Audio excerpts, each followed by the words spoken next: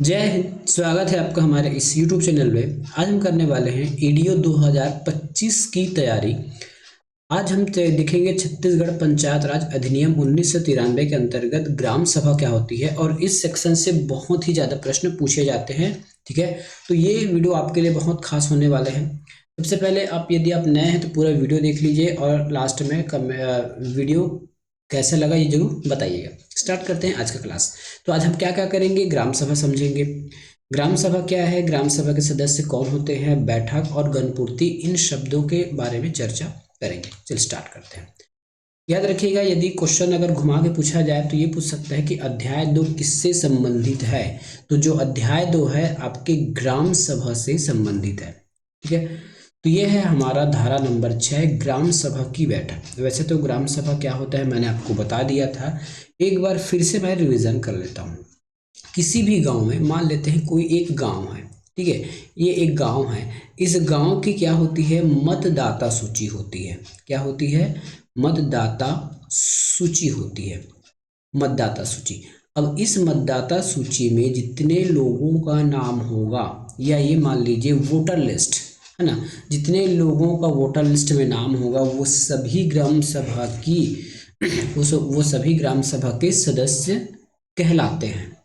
ठीक है, वो ग्राम सभा के सदस्य कहलाते हैं। दूसरा बात ये है कि वे कौन लोग हैं जिनका नाम मतदाता सूची में हो सकता है। तो सबसे पहले तो वो गांव के निवासी होने चाहिए, यदि जिस गांव में वो रहते हैं वहाँ के निवासी होने चाहिए। दूसरी बात, उनका जो एज है 18 प्लस होना चाहिए, 18 वर्ष से अधिक, 18 या फिर 18 वर्ष से अधिक होनी चाहिए। तब वो अपना नाम मतदाता सूची में ऐड कराएगा। मतदाता सूची में ऐड होने के बाद वे स्वतः ही ग्राम सभा के सदस्य बन जाते हैं। ठीक है, स्वतः ही वे लोग क्या होते हैं, ग्राम सभा के सदस्य बन जाते हैं। ठीक है, तो ये हो गया ग्राम सभा। अब ग्राम सभा हो गया मतलब 4 लोगों का ग्रुप बन गया। अब उसकी बैठकें होंगी ना। बैठकें क्यों होंगी, क्योंकि ग्राम में क्या चीज कार्य करना है, क्या चीज नहीं करना है, किसकी आवश्यकता है, ये सब ग्राम सभा तय करती है। अभी भी हमारे मन में ऐसा बात चलता है कि ग्राम पंचायत ही सब कुछ है, लेकिन ग्राम सभा और ग्राम पंचायत दोनों अलग अलग चीज है। मैं थोड़ा सा आपको यहाँ बता दूं। ठीक है, जैसे ये हो गया हमारा ग्राम सभा, ये एक निकाय है जिसमें पूरे जितने भी मतदाता सूची में नाम है वो लोग आते हैं। ठीक है, और ये हो गया हमारा ग्राम पंचायत। ठीक है, क्या हो गया, ग्राम पंचायत हो गया। मैं फिर से लिख दूं क्या, थोड़ा सा ज़्यादा हैबिचुअल हो रहा है। ठीक है, अच्छे से समझिएगा, ये हो गया हमारा ग्राम सभा, ग्राम सभा। ठीक है, इसमें कौन हो जाएंगे, जितने लोग मतदाता सूची में हैं, मतदाता सूची वाले। ठीक है, जितने भी मतदाता सूची में नाम है वो सभी ग्राम सभा के अंदर आ जाएंगे। उसके बाद होता है हमारे पास एक ग्राम पंचायत होती है। ठीक है, ग्राम पंचायत में कौन कौन होते हैं, तो ग्राम पंचायत में आपके होते हैं सरपंच, ठीक है, पंच और उप सरपंच, साथ में आपके सचिव भी होते हैं। अब यहां देखिए, यदि, ठीक है, यदि, अब देखिए दोनों के बीच अंतर क्या है। ग्राम सभा का कार्य है किसी भी कार्य का अनुमोदन करना। मतलब यदि आपके गांव में, ठीक है, यदि आपके गांव में नाली बनना है और शासन से पैसा आ चुका है, तो ये ग्राम सभा के लोग क्या करते हैं, ठीक है, उस नाली निर्माण के कार्य का अनुमोदन मतलब स्वीकृति देते हैं। क्या देते हैं, स्वीकृति देते हैं कि इस कार्य को हमारे ग्राम पंचायत में किया जा सकता है। इस स्वीकृति को ग्राम पंचायत के द्वारा लागू किया जाता है या फिर ग्राम पंचायत उस पर अमल करती है और कागजी कार्रवाई करके जो भी है, किसी को टेंडर देना है, ठेका देना है या काम करवाना है, वो ग्राम पंचायत करती है। लेकिन स्वीकृति कौन देता है, ग्राम सभा। तो ये आपको ग्राम सभा के बारे में जानना चाहिए कि ग्राम सभा कितनी पावरफुल है। ये तो हमारा स्टार्टिंग पॉइंट है। अब हम देखते जाते हैं आगे क्या क्या चीज है। धारा नंबर 6 क्या कहता है, ग्राम सभा की बैठकें। ठीक है, ग्राम सभा की बैठकें को कई बार सम्मेलन शब्द से भी जोड़ा जाता है। सम्मेलन, बैठक है ना। देखिए सम्मेलन अलग चीज होता है, सम्मेलन अलग होता है। तो केवल ग्राम सभा की बैठक के लिए सम्मेलन शब्द का उपयोग भी किया जाता है। प्रत्येक 3 माह में ग्राम सभा की कम से कम एक बैठक आयोजित की जाएगी। क्या कहा गया है, कम से कम 3 माह में। इसका हम एक अर्थ ये लगा सकते हैं कि यदि ग्राम सभा की बैठकों का जो अंतर है वो 3 महीने से ज़्यादा नहीं होना चाहिए। देखिए एग्ज़ाम में ना क्वेश्चन बहुत हाई लेवल के आने वाले हैं, इतना इजी तो आएगा नहीं। तो इसी चीज़ को दूसरे तरीके से समझिए, प्रत्येक 3 माह में कम से कम एक बैठक होना चाहिए। या ऐसा घुमा के पूछ सकता है कि यदि ग्राम सभा की 2 बैठकों में कम से कम कितने दिनों का अंतर होना चाहिए या कितने दिनों का गैप होना चाहिए, ये पूछ सकता है। ठीक है, तो ये हो गया ग्राम सभा की बैठकें। अब जो हमारा पंचायती राज है, छत्तीसगढ़ पंचायती राज, उसमें जो 6 बैठकों का डेट फिक्स है जिसको हम सामान्य बैठक कहते हैं। मैं यहाँ लिख दूं क्या, सामान्य, सामान्य बैठक। एक मिनट, सामान्य बैठक। ठीक है, तो पहला बैठक हमारे अधिनियम में ही फिक्स कर दिया गया है 23 जनवरी, 23 जनवरी। ठीक है, दूसरा बैठक कब फिक्स किया गया है, 14 अप्रैल को, 14 अप्रैल को। तीसरा बैठक कब फिक्स किया गया है, 20 अगस्त को। ठीक है, और पांचवा बैठक कब फिक्स किया गया है, सॉरी चौथा हो गया ना, चौथा हो जाएगा, ये हो जाएगा आपके 2 अक्टूबर को। और बीच में 2 महीना ऐसे जिसमें तो डेट बताया नहीं गया लेकिन उस महीने में बैठक करना होता है। तो पांचवा बैठक कौन सा हो जाएगा आपके जून में। और जो छठवां बैठक है, मैं यहाँ लिख दूँ क्या, यहाँ लिख देता हूँ। ठीक है, जो छठवां बैठक है ये आपके नवंबर माह में होने हैं, नवंबर माह में होने हैं। ठीक है, तो छत्तीसगढ़ पंचायती राज अधिनियम में 6 डेट आपको फिक्स कर दिया गया है ग्राम सभा की बैठक के लिए, 23 जनवरी, 14 अप्रैल, 20 अगस्त, 2 अक्टूबर और जून के महीने के प्रारंभिक सप्ताह में और नवंबर के महीने प्रारंभिक सप्ताह में। अब इसको मिला के देखते हैं तो किसी भी एंगल से ये 3 महीने से ज़्यादा नहीं होता है। या डेट भी देख लीजिए, जनवरी, अप्रैल, अगस्त, अक्टूबर है, इसमें 3 महीने से ज़्यादा आपको गैप नहीं दिखेगा। हाँ, अब इसमें प्रश्न कैसे पूछता है कि ये डेट ही को 23 जनवरी, 14 अप्रैल और 20 अगस्त को ही क्यों फिक्स किया गया। देखिए ये किसी न किसी महापुरुष की जयंतियां हैं। ठीक है, तो 23 जनवरी क्या चीज़ है, ये सुभाष चंद्र बोस की जयंती है, सुभाष चंद्र बोस की जयंती है। 14 अप्रैल क्या है, 14 अप्रैल हमारे अंबेडकर जी की जयंती होती है। 20 अगस्त में क्या है, राजीव गांधी की जयंती आती है। ठीक है, और 2 अक्टूबर को आपको पता है महात्मा गांधी की जयंती आती है। जून और नवंबर में अपने हिसाब से ग्राम सभा की बैठकें रखना होता है, इस युग को हम पूरा सामान्य बैठक कहते हैं। ठीक है, तो ग्राम सभा की सामान्य बैठकें आपको पता चल गई।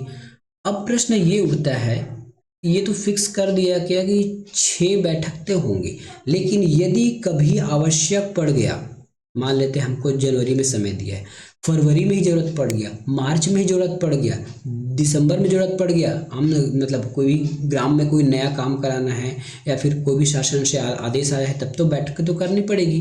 क्योंकि जब तक ग्राम सभा अनुमोदन किसी कार्य का नहीं करेगी तब तक तो पंचायत कोई एक्शन लेगा नहीं, तो इसके लिए हमको ग्राम सभा की बैठकें रहनी है। तो ये सब समाज तो इसको है ना, तो इस 6 बैठकें के छोड़ जितने भी और बैठक होंगे, ठीक है, उसको हम विशेष बैठक के रूप में लेते हैं। क्या होगा, विशेष बैठक। अब विशेष बैठक कैसे कैसे होता है इसको देखिए, है ना। तो ये परंतु क्यों लगा है, इस छह बैठक के बाद, ठीक है।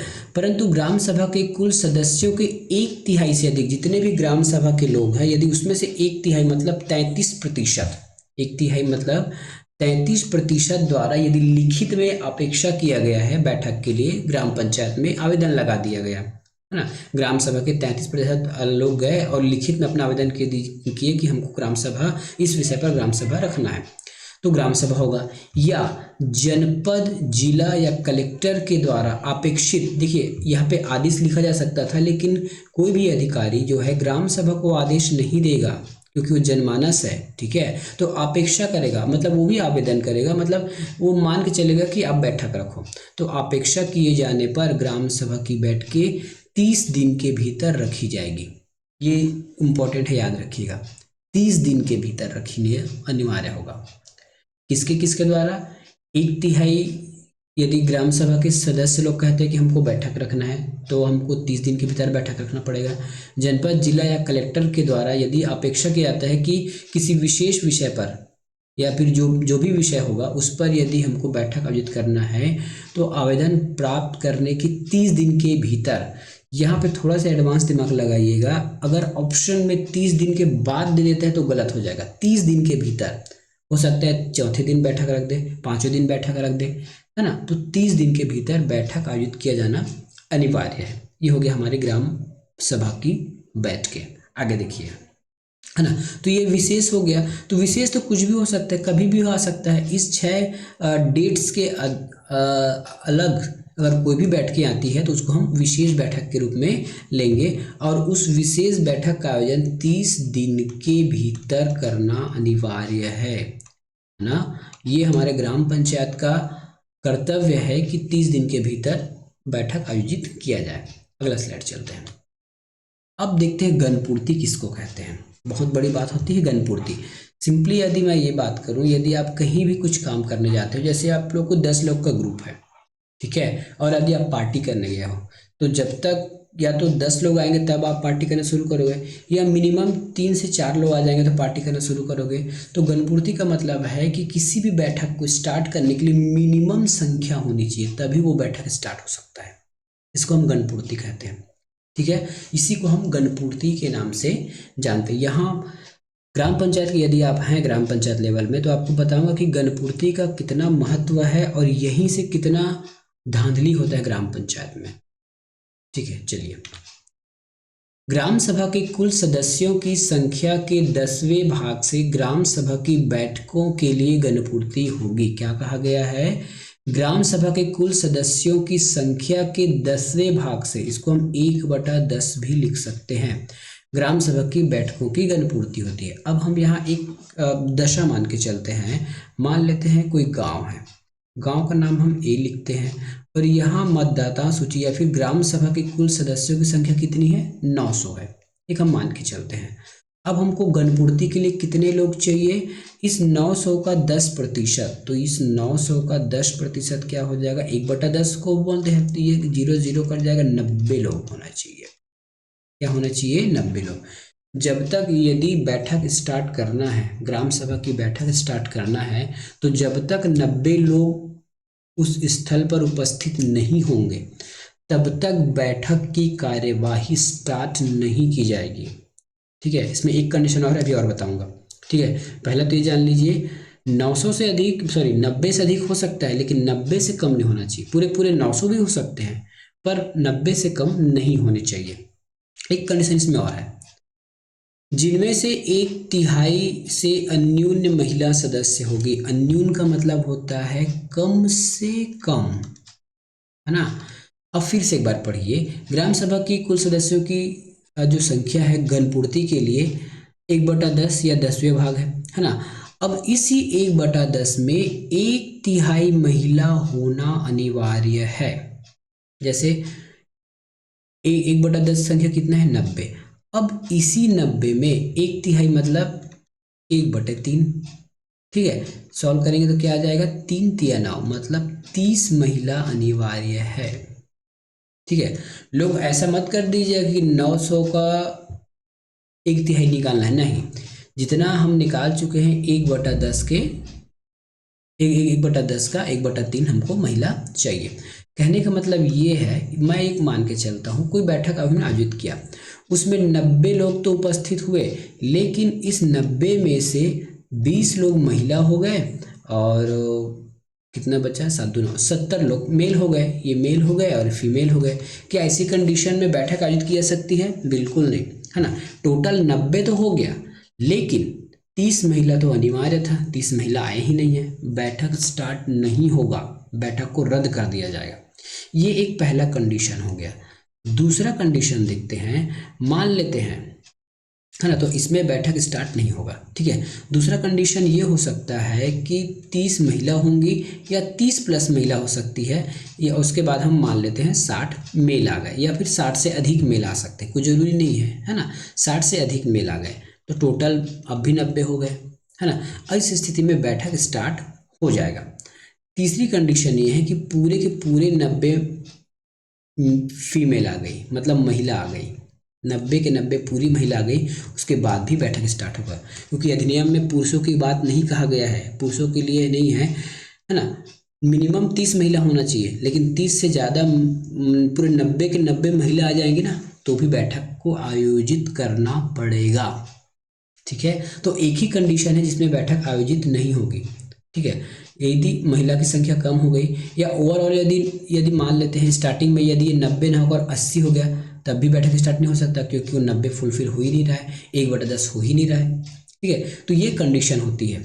ठीक है, कभी भी जब बैठक स्टार्ट होता है तो ये कंडीशन देखा जाता है। एग्जाम में अगर कुछ प्रकार से अगर न्यूमेरिकल दे दिया जाए तो आपको दिखना अच्छे से।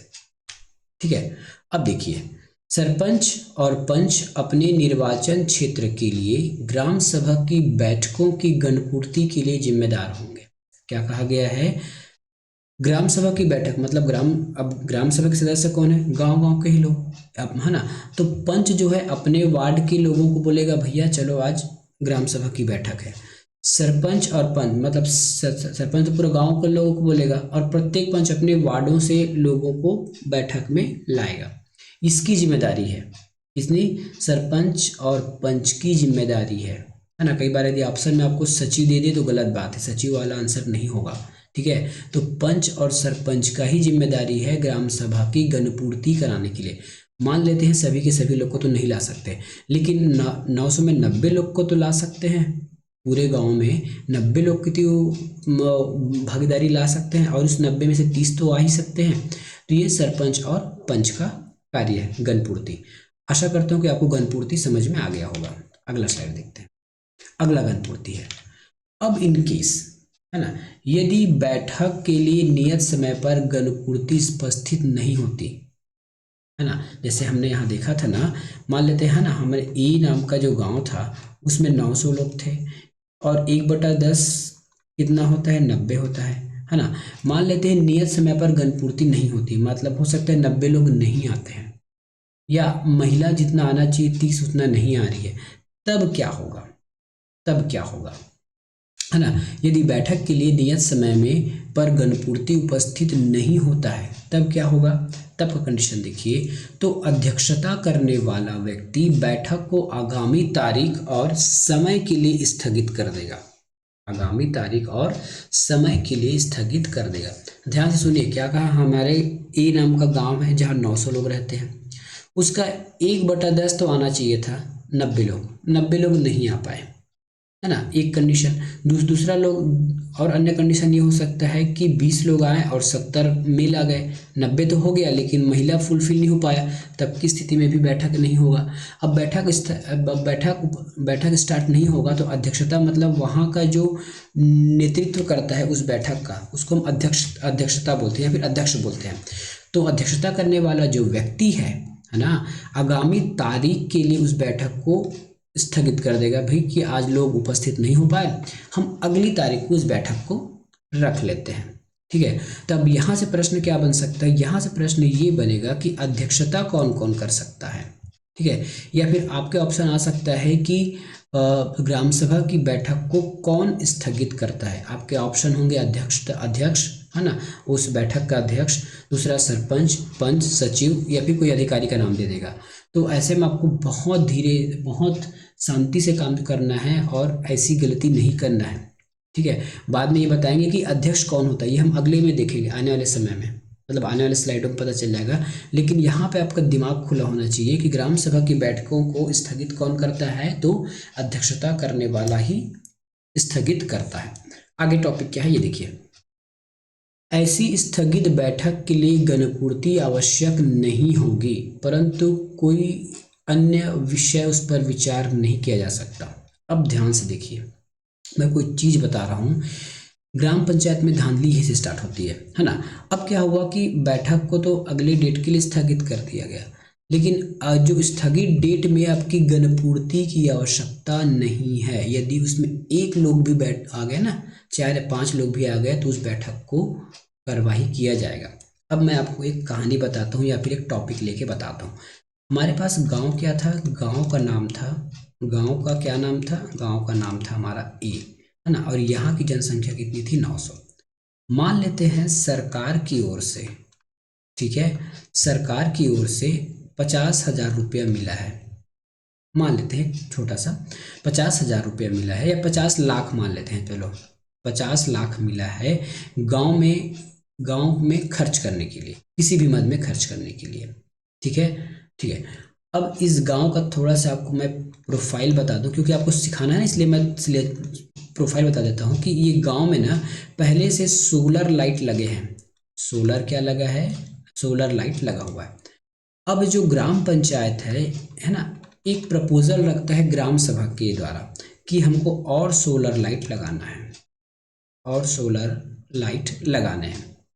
ये क्या करता है, ग्राम पंचायत प्रपोजल रखता है ग्राम सभा के लिए, और एक दिन ग्राम सभा आयोजित की जाती है। ग्राम सभा आयोजित की जाती है किस दिन, मान लेते हैं सोमवार को, मैं डेट नहीं लिख रहा हूँ, है ना, सोमवार को ग्राम सभा आयोजित की जाती है। विषय क्या है, सोलर लाइट, मैं लिख रहा हूँ ना, ध्यान से देखिएगा, इस विषय क्या है, सोलर लाइट। अब यदि आप उस गांव के आदमी हैं, आपको पता है कि आपके गांव में पहले से सोलर लाइट लगा हुआ है ना, और जो बैठक का विषय वही है कि हमको सोलर लाइट और लगवाना है। तो आपको तो पता है कि हमारे यहाँ सोलर लाइट लगा है, तो आपके दिमाग में क्या होगा, छोड़ो ना यार, कौन जाएगा, हमारे यहाँ तो पहले से ही सोलर लाइट लगा है। अगर हम लोग नहीं जाएंगे, बहुत लोग, तो वैसे भी उस पर कोई भी कार्रवाई नहीं होगी और सोलर लाइट नहीं लगाया जाएगा, ठीक है। तो उस दिन क्या हुआ, गणपूर्ति नहीं हो पाया, क्योंकि सभी के सभी वही सोच रहे थे, ठीक है, सभी के सभी जो ग्राम सभा के सदस्य यही सोच रहे थे कि हमारे यहाँ तो सोलर लाइट लगा है, तो बैठक में जाने से तो कोई मतलब नहीं है, वो तो ऑटोमेटिक कैंसिल हो जाएगा, ठीक है। तो गणपूर्ति नहीं हुई।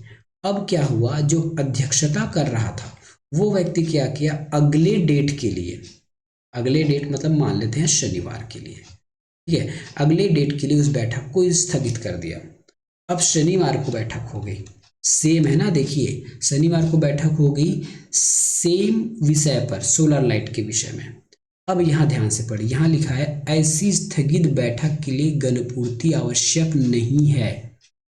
यदि 90 लोग नहीं भी आते हैं 900 में, तो यदि कितने पंच होते हैं, ले दे के 20 पंच होते हैं अधिकतम, यदि 5 पंच भी आ गए, 5 पंच भी आ गए, तब क्या होगा, इस प्रोजेक्ट को या फिर इस विषय को वो लोग क्या कर देंगे, आपस में मिलकर पास कर देंगे, और जो 50 लाख का काम है वो सैंक्शन कहलाएगा, ठीक है।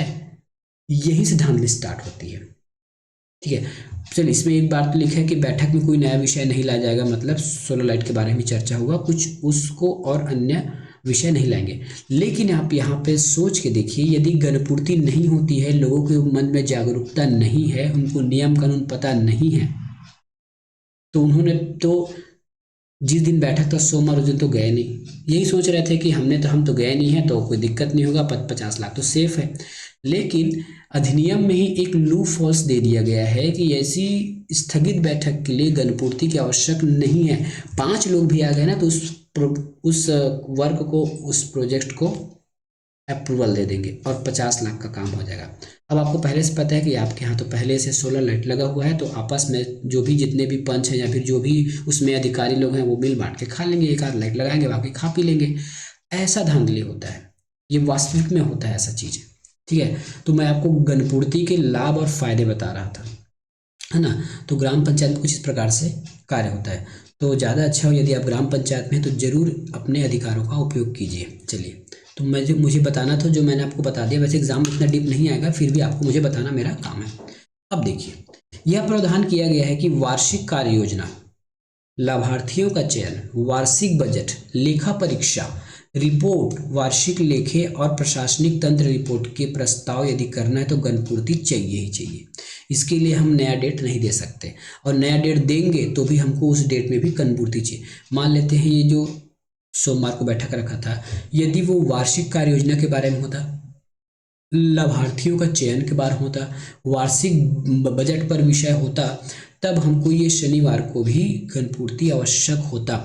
गणपूर्ति अगर नहीं होता तो उस कार्य को हम नहीं करते। मतलब कुछ कुछ ऐसे विषय हैं जहाँ पे आपको गणपूर्ति लाना ही पड़ेगा, लेकिन ये धांधली का मामला नहीं बन सकता।